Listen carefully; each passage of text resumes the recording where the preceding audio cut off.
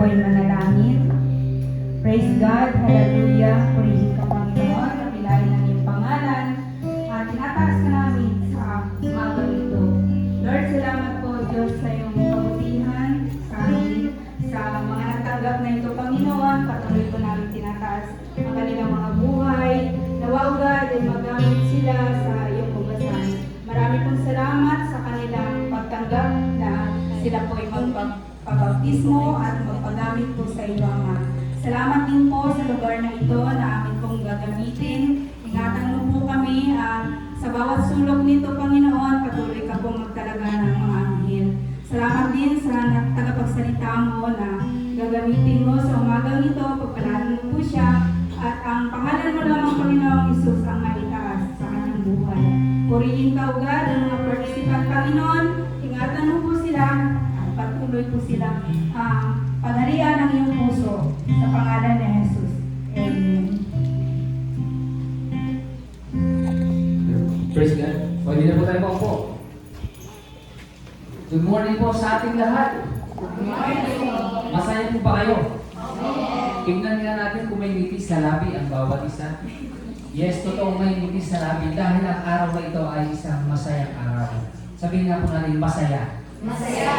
Yes, ito ay masaya. Dahil sa araw na ito, tayo ay may gawain kung saan magbabautismo tayo ng ating mga kapatid na nagdesisyong sumunod at talaga ang buhay nila sa ating Panginoon.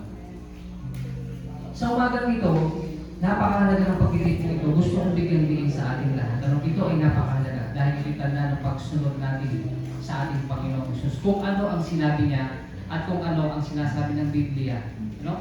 Gusto kong buksan natin ang ating mga Biblia at basahin ang sinasabi sa Aklat ng Mateo, Kabanata 28, talatang 19 hanggang 20. Ang sabi dito, kaya't humayo kayo at gawin ninyong alagad ko ang lahat ng bansa. Bautismuhan ninyo sila sa ngalan ng Ama, ng Anak, at ng Espiritu Santo. 20. At turuang sumunod sa lahat ng pinag-uutos ko sa inyo. Tandaan ninyo, ako'y laging kasama ninyo hanggang sa katapusan ng sanlibutan. Purihin ang Panginoon sa pagbabasa ng kanyang banal na salita. Ang pagbabautismo, mga kaibigan or mga kapatid, ito ay pinag-utos ng ating Panginoon. Natunghayan natin sa kanyang banal na salita. At sa pamagitan ng pagbabautismo, ito ay pagpapahayag natin sa madla o sa kapulungan ng ating lubusang pagsunod sa Panginoon at pagtalikod sa ating mga kasalanan. Amen. Praise God. At may mga nagsasabi na sila daw ay magpapabautismo dahil gusto nilang mahugasan ang kanilang mga kasalanan.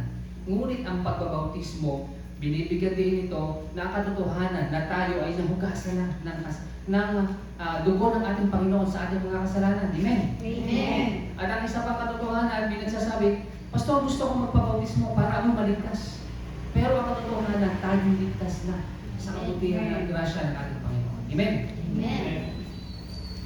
At ang sabi, ang pagbabautismo ay isang pangako ng pagtatapat. Sabihin nga natin, pagtatapat. Pagtatapat. Tanungin nga natin kagabi, patapat ka ba sa Panginoon? Matapat na pa sa Amen. Siyempre, amen tayo dyan. Tama ba? At ang sabi, ang pagbabautismo ay isang tanda ng ating pagpapahayag sa Panginoon, sa harap ng Diyos, at sa harap ng banla, at sa harap ng kapulungan na tayo ay nangangako ng katapatan ng pagsunod sa ating Panginoong Jesus. Pagtalikod sa ating sa dati nating buhay at pagharap sa panibagong hamon na tayo ay tinatawag ng Panginoon at susunod sa kanyang dakilang kalooban. Amen ba doon? Amen. Okay. So, sa umagang ito, ay gusto kong ipakilala sa ating kalagitnaan ang ating mga kapatid na nagpasyang magpabautismo. Gusto kong tawagin si Sister Angelica L. Almarines, mangyaring tumayo. Sister Cristina D. Castillo. And lastly, Sister Stephanie Aaron V. Mayhay. Ayan. At sa ating pagpapatuloy, ay nais natin humingan ng testimony ang ating kapatid na Sister Angelica. Sister Angelica. Isang kapatid mapagpalang araw po sa bawat isa at lalong-lalo na po sa ating Diyos na bahay. Nung ako po ay nagsisimba-simba pa lamang po sa aming church, ay para po may kulang na po sa aking puso. At nung nagkaroon po ng topic patungkol po sa water baptism, ay doon ko po natutunan yung halaga ng water baptism. At nagkaroon po ako ng desisyon o pasya sa aking buhay na ako po ay magpapabautis muna. At usang loob po ako nagsabi kay Pastor Jude na ako po ay magpapabautis muna. At sa mga oras pong ito, nagagalak po ang aking puso na ako po ay mabautis muna. At alam ko po na mas higit pa na nagagalak ang ating Diyos na buhay sa mga oras na ito. Palakpakan natin ang Panginoon sa kabutihan ng Diyos na ating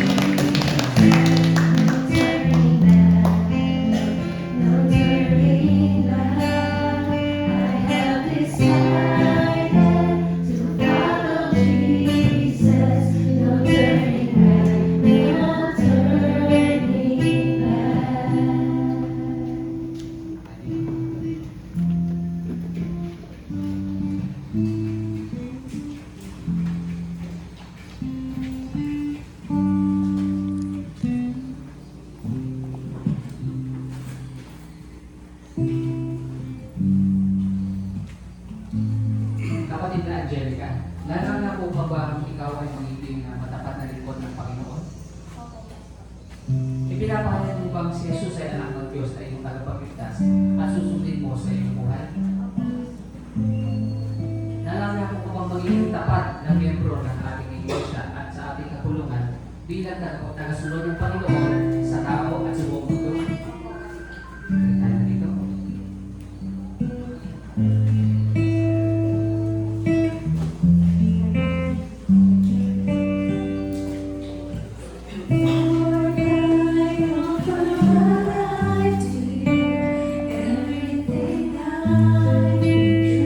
Bilang ministro ng ating Panginoon, Sister Angelica Martinez, pinabautismuhan kita sa ngalan ng Ama, ng Anak, at ng Espiritu Santo. Amen.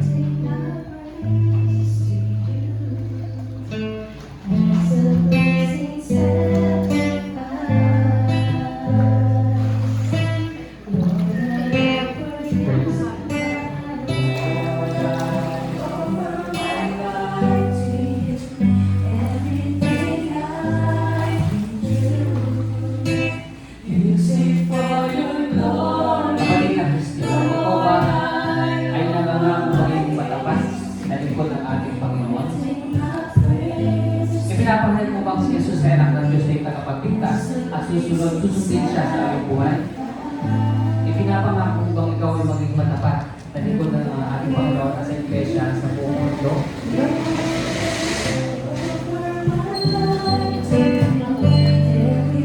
Bilang ministro ng ating Panginoon sa Christina, ikaw ay aking pinabautis mo sa pangalan ng Anak ng Espiritu Santo. Amen.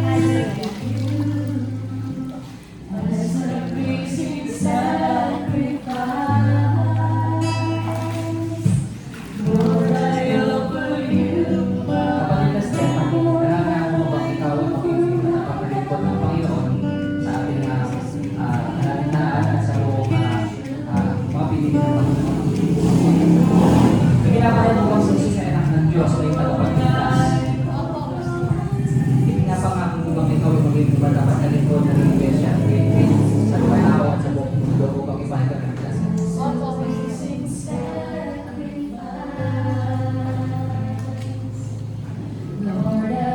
Bilang ministro ng ating Panginoon, Sister Stephanie, ikaw ay pinabautis ng mundo sa ngalan ng Ama, ng Anak, at ng Espiritu Santo.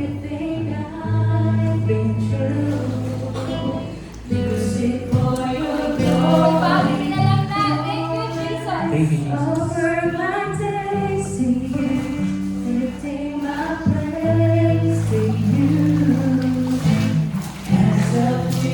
Mga kapatid sa Panginoon, aming welcome sa inyo or pinapakilala sa inyo ang mga bago nating kasama sa ating pananampalataya. Palakpakan naman natin sila.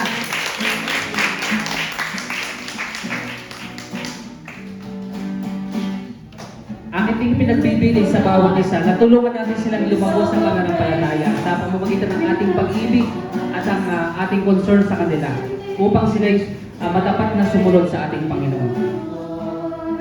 Narito ang Certificate of Water Baptism.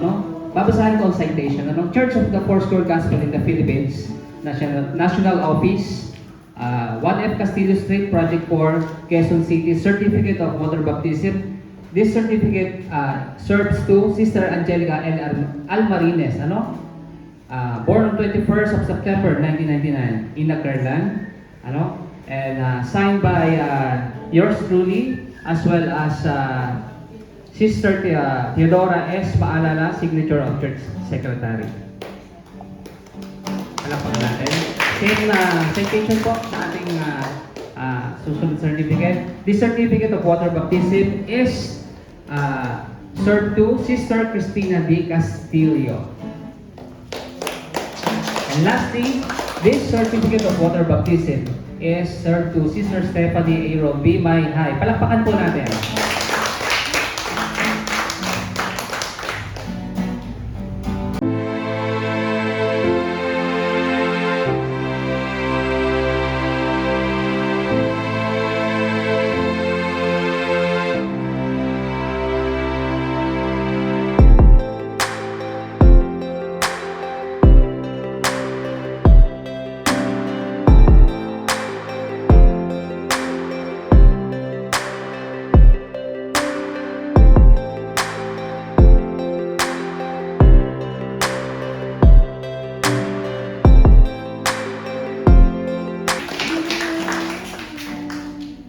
Sa Kanya na makapag-iingat sa inyo at makapaghaharap sa ating Diyos na tagapagligtas na walang bahid ng kapintasan sa pamagitan ng ating Panginoong Hesus.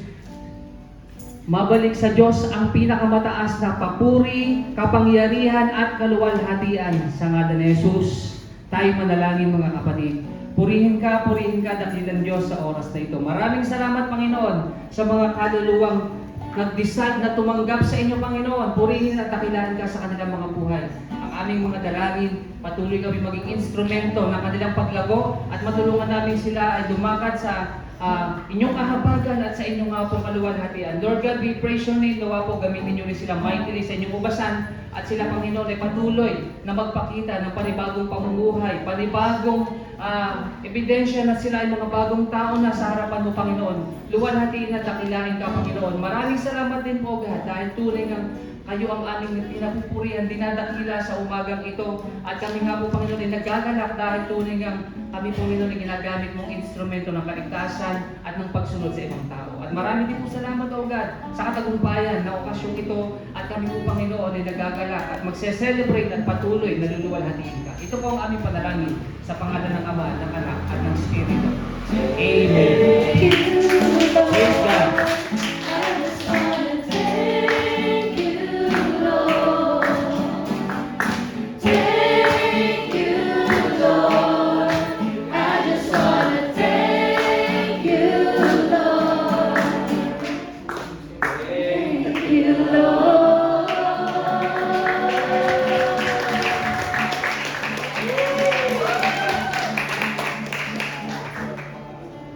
Maraming pong salamat sa bawat isa na nakiisa sa ating water baptism ceremony.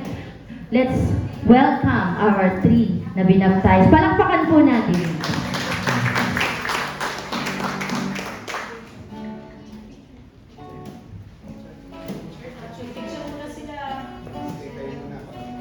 Ayos na ba?